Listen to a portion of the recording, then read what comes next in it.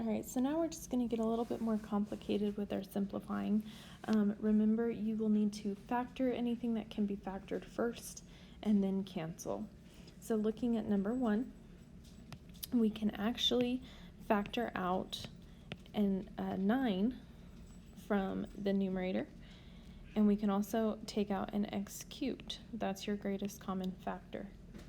So that will leave us with 2x plus 3. So now let's look at the denominator. 24 and 36, both of those are multiples of 12. And that will leave us with 2x plus 3.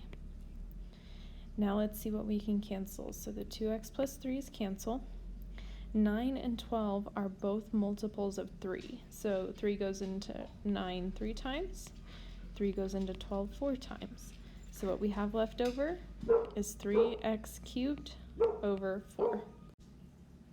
For number 2, again, we need to factor first and then cancel.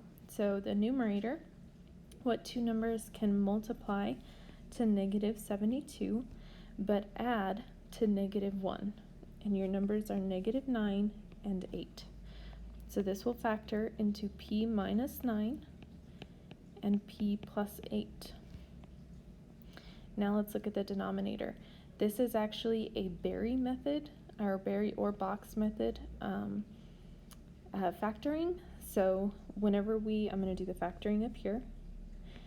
Whenever we start our factoring, we put the Berry in front of both parentheses, and then we multiply a times c. So 3 times 9 is 27.